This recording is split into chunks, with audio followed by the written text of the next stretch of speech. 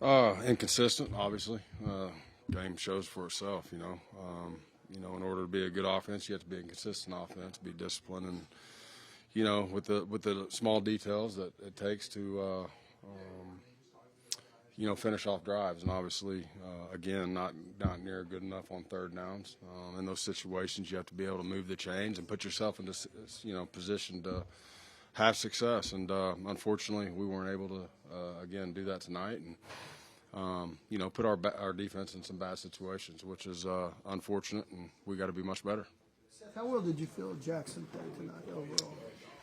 Again, I'm gonna get back on the film tonight and tomorrow. It's gonna be a long night, which is great. I thought, throughout the game, I thought there were some good things, but I thought there were some, along with everybody else, I thought there were some inconsistent things.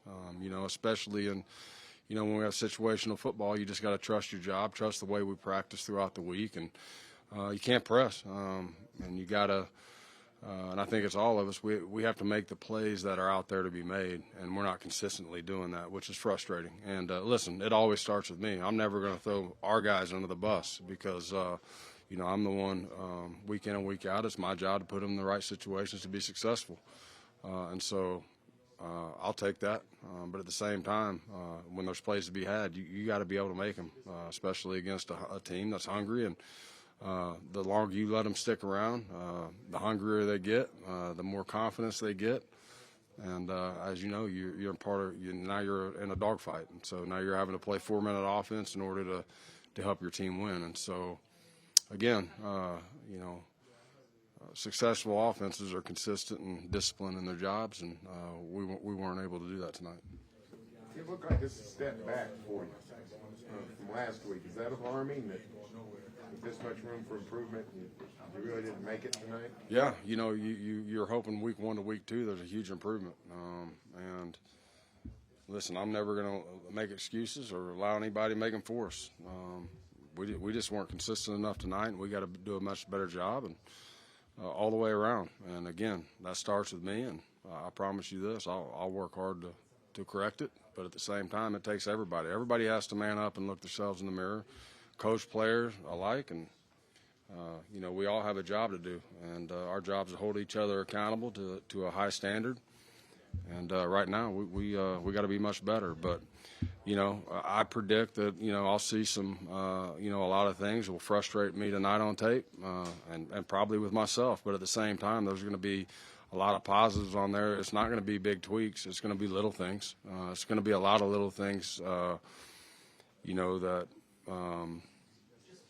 stack on top of each other, and the more you stack them, the harder it is to come out of it.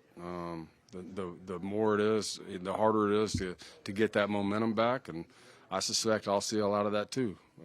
But until I can watch it again, we'll see. But there were some positives, but there wasn't near enough. What needs to change to have more success on third downs? Consistency, just trusting, again, your job. I mean, there's a lot of opportunities on third down I felt like we had that we didn't capitalize on. But again, I think we were 4-15, which is not good at all. Not well good enough for our standards. And again, I gotta man up and look myself in the mirror first. We'll figure out if they were good or bad calls when it's all said and done. But we got to execute. At the end of the day, we got to execute much better. Where's the biggest area that the one said, "Hey, we got to get this fixed first"? Do what you want. Well, I don't know if there's one glaring area we have to get first. Well, I think there is. It's third downs. You got to be able to stay on the field and move the chains in order to have success. You can move the ball, you can get into rhythm.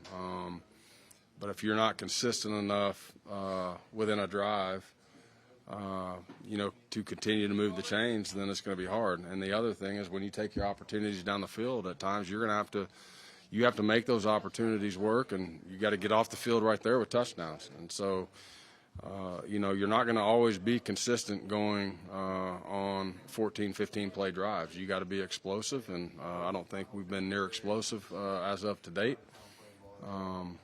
And again, I do believe we have a great group of men that work their ass off. That I do, but that's not good enough. We gotta make sure that one, again, they're being coached the right way, and two, we gotta be more consistent. Surprising are you that the offense has struggled these first 2 weeks? I'm always, yeah. Obviously I'm frustrated, as are our men, our guys in that locker room. I mean, it's never good.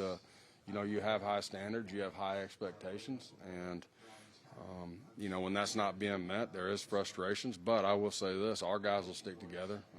Our guys are tough, resilient, hardworking dudes. Our staff, the same.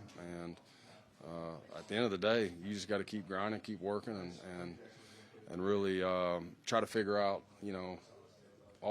all the necessary things that you got to do to correct the mistakes that we're making right now. Seth, a lot of people are going to obviously just hit the panic button after a performance like this offensively, but how much confidence do you have that as far as this is correct, these mistakes are correct? Listen, I understand. Listen, I'm from Oklahoma.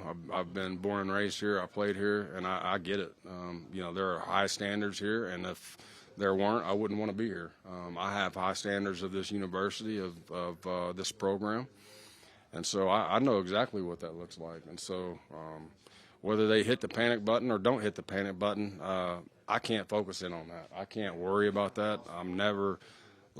I've done this a long time, and I've been involved in this sport a long time. I got to focus in on doing my job better. I got to focus in on what we have to do in order to be more consistent and a better football team.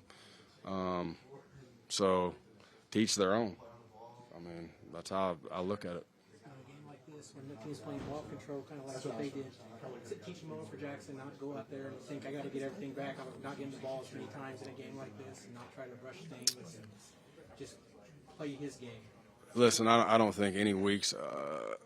I don't think one player controls or dictates the outcome of a game. I just don't. I believe it's all of us together, and so it's never one guy, it's never one play. It's a combination of a lot of things. And so, listen, Jackson knows he as right now he's the quarterback of this team, and so he's going to take a lot of criticism when we don't have success. Just as I do, and we've had a number of conversations about that. That's part of the position that we're all in, and so he's a tough kid. I know, he has high standards. He's very meticulous. He works extremely hard, and there's no doubt in my mind that he's very competitive and wants to do great things, as we all do. And so,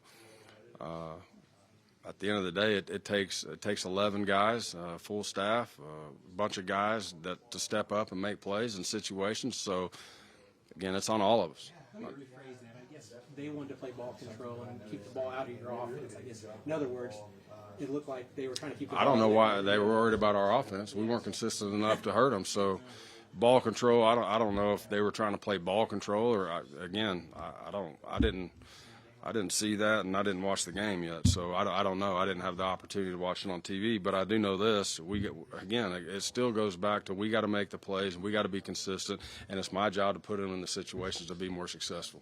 Coach, you mentioned not enough positives tonight, but one of those positives was certainly Jake Roberts getting in the end zone. Obviously, you've got a long history, and how much of an encouragement for you was it to see him get in the end zone and make a couple big plays? He made the plays he needed to make, and that's what you want. When you have those opportunities, when you dial up those plays, and those guys make them, the more trust you build, the more consistency that there is, the more trust, not only with your teammates but your coaches. We got to do that all the way around, and I'm sure there's plays out there Jake wishes he had back, as we all do. And so, again, I'm proud of Jake. I love Jake. I've been around Jake a long time. I know his work ethic. I know his demeanor. I know how tough he is. But at the same time, as we all do, we all have to continue to grow and get a day better. And again, I'm excited to do that moving forward. Appreciate y'all. Thank you.